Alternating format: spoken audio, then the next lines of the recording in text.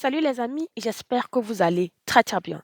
Lors de notre vidéo précédente sur la containerisation d'une application Spring Boot avec MySQL, nous avons abordé la configuration d'un environnement Docker de base pour vos applications. Aujourd'hui, nous allons aller plus loin en optimisant le Dockerfile que nous avons créé la dernière fois. Donc, ce tutoriel vous aidera à améliorer la performance, la sécurité et la maintenabilité de votre Dockerfile. Pour ceux qui n'ont pas encore suivi la vidéo précédente, je mettrai le lien en description. Donc, avant de continuer, on va déjà comprendre c'est quoi les best practices pour écrire un Dockerfile effectif. Donc, en premier, on a le choix d'une image de base légère. Donc, dans la continuité du projet précédent, on doit choisir en fait une image de base comme Alpine, réputée pour sa légèreté, pour réduire la taille globale de notre image Docker et accélérer le processus de déploiement. Ensuite, ici, on a le fait de réduire le nombre de couches. Bien évidemment, nous allons maintenant optimiser notre Dockerfile en combinant les commandes pour minimiser le nombre de couches. Donc, si on avait par exemple run plusieurs fois, on peut faire un seul run et on met toutes les commandes suivies d'un seul run. C'est bien possible et cela réduit vraiment considérablement les couches et cela rendra en fait notre image finale plus propre et plus rapide à construire. Un avantage crucial dans le cycle de vie de développement rapide. Ensuite, on a l'utilisation du Docker Ignore. N'oubliez pas de toujours mettre à jour le fichier .docker ignore pour exclure les fichiers inutiles. Cela réduit le poids de l'image et accélère le build en considérant que les fichiers et répertoires nécessaires en fait. Donc en 4, on a la gestion. Ici, on a la gestion correctement des secrets, donc gestion des secrets bien évidemment. Pour mentionner, en fait, comme mentionné précédemment, éviter de stocker des secrets directement dans le Dockerfile. Utilisez plutôt des méthodes comme le Docker Secret, du Docker Swarm ou bien externalisez vos configurations sensibles comme dans un .inf, dans un fichier d'environnement par exemple en fait. Donc après on demande en fait de nettoyer l'artefact de bulle, ça va de soi, hein. Supprimer les fichiers temporaires et les caches post-installation pour garder notre image Docker nette et légère. Ensuite, on a la configuration du volume. Donc, on doit définir judicieusement les volumes pour bien séparer les données persistantes de l'application, ce qui va faciliter leur gestion tout en renforçant la sécurité. On sait ici, on a la gestion, définition en fait des variables d'environnement. Bien évidemment, on doit s'assurer que toutes les variables d'environnement nécessaires sont correctement définies pour garantir une configuration précise de l'application. Donc, en 8, ici, on a l'optimisation des dépendances. On doit toujours optimiser les dépendances en installant uniquement les dépendances strictement nécessaires et préférer les versions allégées lorsque c'est possible. Ouais, je vous le conseille. En 9, on a le fait d'éviter le script multi-étape complexe. Donc, on doit toujours simplifier les scripts au sein de votre Dockerfile. Donc, pour améliorer la clarté et la facilité de maintenance. Et en 10, on a la documentation et les commentaires. Toujours commenter, toujours documenter son Dockerfile afin qu'on ait exactement les étapes qui ont été faites, afin qu'on ait une clarté sur les raisons de chaque décision technique.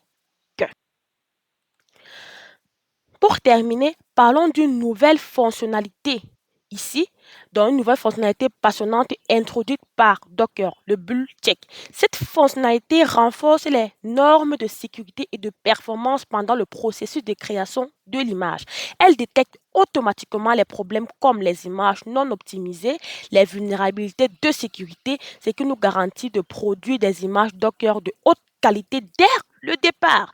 En intégrant les build checks dans votre processus de développement, vous pouvez en fait assurer que vos images sont non seulement efficaces, mais aussi sécurisées, ce qui est essentiel dans tout environnement de production moderne.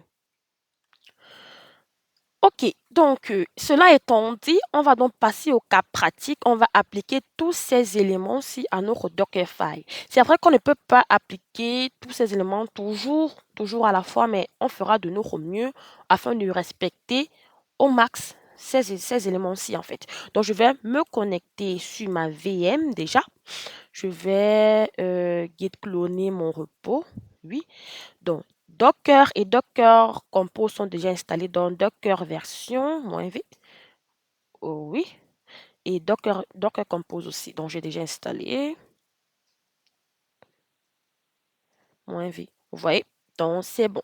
Donc, on va git cloner le repos que voici. Tac, tac, tac. OK.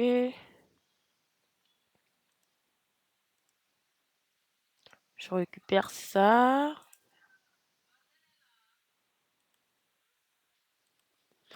Donc, un git clone comme ça. Je colle. J'entre. OK. ls, c'est bon. cd Dockerization. OK. cd Spring Boot. Donc, on va partir de ce qu'on a fait la dernière fois et avoir quelque chose de plus intéressant. Donc, je fais un ls. Oui, c'est bon. Donc, nous allons aller au niveau du Dockerfile. Je vais d'abord nettoyer tout ça, comme ça. vi Dockerfile. File, OK. On a dit lors des étapes, en fait, des best practices qu'on a définies tout à l'heure, là, on a dit d'utiliser une image légère telle que Alpine. Donc là, on a déjà une image Alpine, donc pas besoin de changer. Bon, elle est assez légère, comme ça. On a dit qu'il fallait réduire le nombre de couches. Bon, là, je vois que cet argument-ci n'a pas sa place. Donc, ce qu'on peut faire, c'est quoi? On vient ici, on commente. Ouais. Bon, ou bien on commente, on efface en fait. J'ai mieux d'effacer. Yes.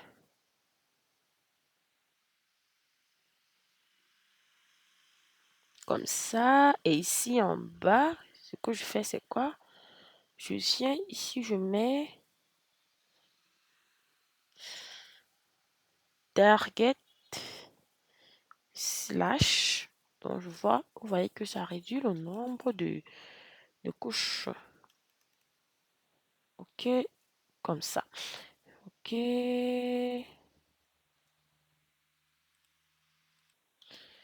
Donc ici, comme ça. OK.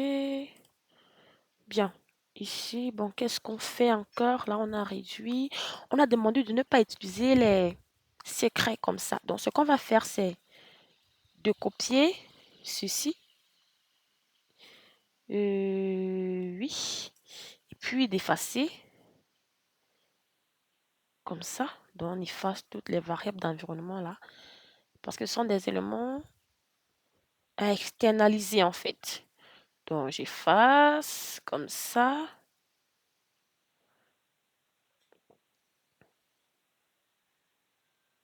Je vais mettre dans mon fichier d'environnement ici. Oui.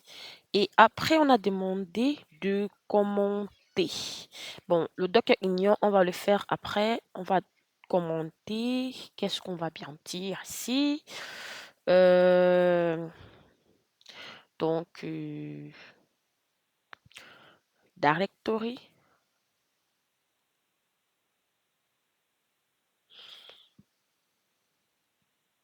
C'est un workd dans directory of sprint app. OK, ça c'est pour ceci. Donc, je mets le commentaire, copie de build app in image. Prêt en bas là, launch app.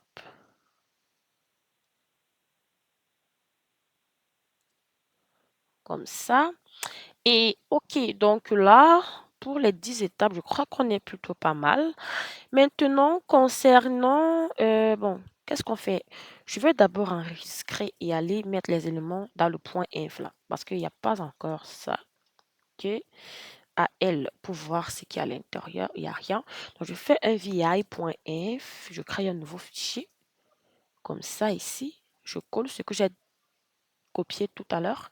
Je retire juste le inf ici devant.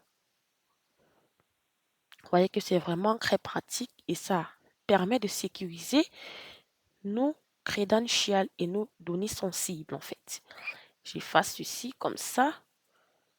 À chaque fois, je retire le inf parce que le inf est propre au Dockerfile et non au fichier .inf. Donc, c'est bon. J'enregistre. Je crée mon point Docker ignore. Docker ignore. Je vais juste exclure le point inf, c'est tout. Oula. OK.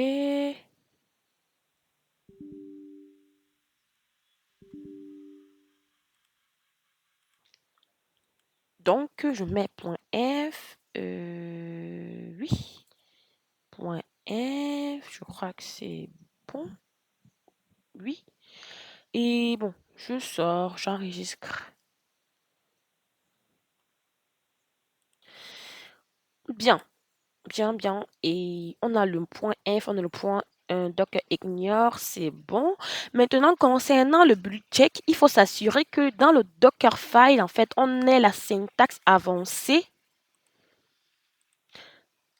Qu'on ait la syntaxe avancée avec les options de vérification activées. Donc, je donne un exemple, hein. Donc, dans la doc, il nous demande d'écrire dans le Dockerfile quelque chose qui ressemble à ceci. Donc, au tout début,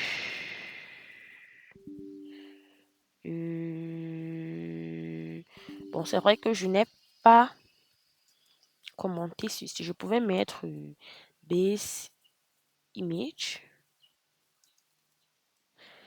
Maintenant, plus haut. Oula. Tac.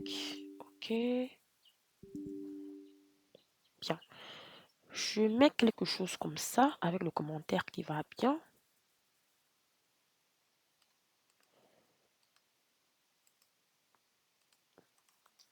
Comme ceci. Bien. Donc là, on a bien la syntaxe avancée pour le build check en fait. Lorsque vous voulez appliquer le build check de Docker, vous devez mettre ces deux lignes-ci. Ces deux lignes-ci.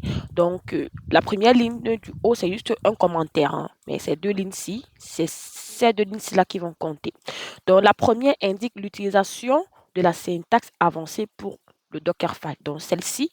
Et la seconde, celle-ci, c'est elle active en fait les build checks et spécifie que toute erreur détectée lors du processus de build doit entraîner un échec du build. Donc, c'est tout. Lorsqu'on va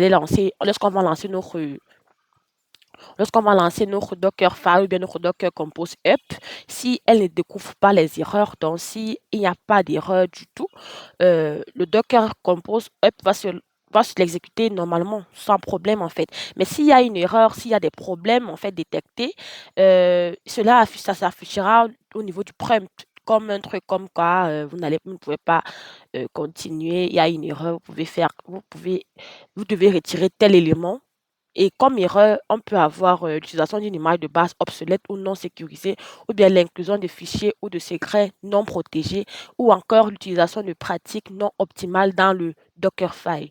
Donc, tout cela, on verra lorsqu'on va faire nos tests tout à l'heure. Donc, pour ça, on est plutôt pas mal. Donc, ce qu'on va faire, c'est d'aller modifier le Docker Compose pour qu'il prenne en compte, j'enregistre déjà ceci, pour qu'il prenne en compte le point .inf de tout à l'heure. Donc, je fais un VI Docker Compose. Ici, avant le port, j'ajoute une session infile.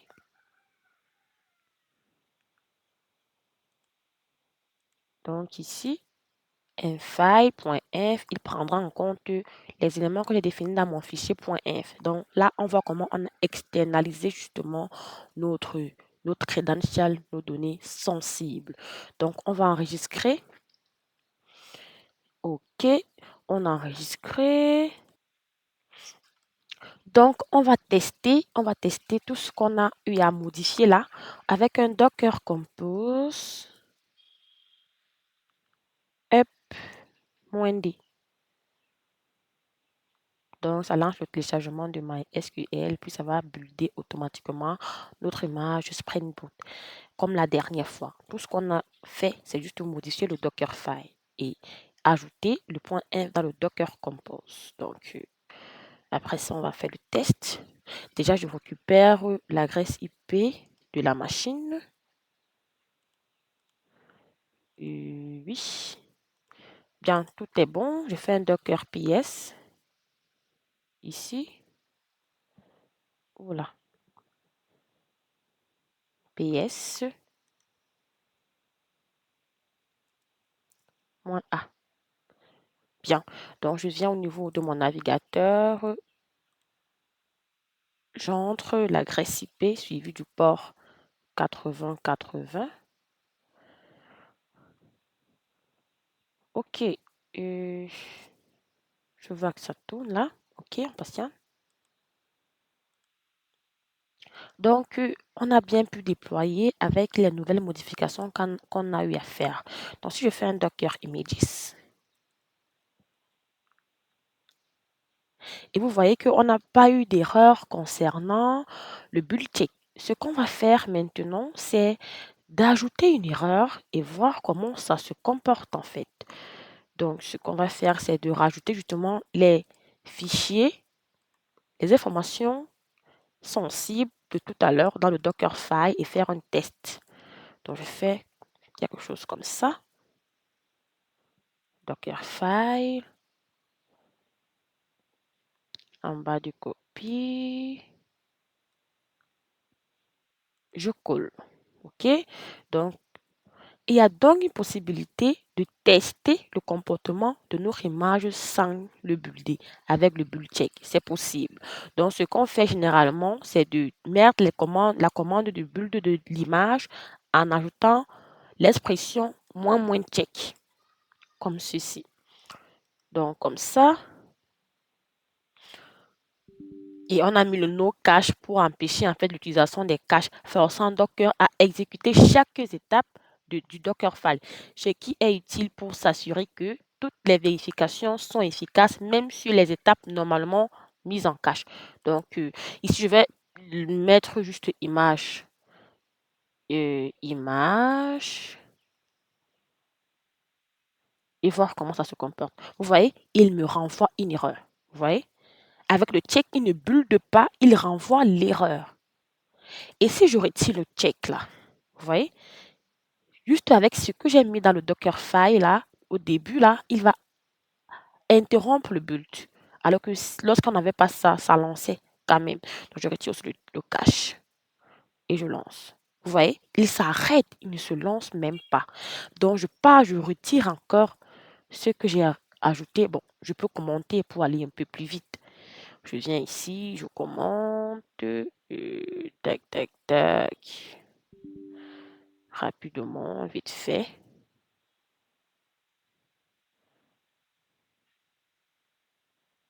Je commente, j'enregistre. Je lance d'abord le check là, tout à l'heure. Complete, no warning found. Et je lance le build. Simple. Vous voyez, le build est lancé. Si je fais un Docker Images, vous voyez, il y a une nouvelle image qui vient d'être créée. L'image, c'est vrai qu'on ne l'a pas taguée, raison pour laquelle c'est non, mais elle vient d'être créée là. Donc, elle s'est juste renommée, hein, on va dire ça comme ça, à ceci. Donc, c'est un plaisir pour moi de partager tous ces éléments avec vous.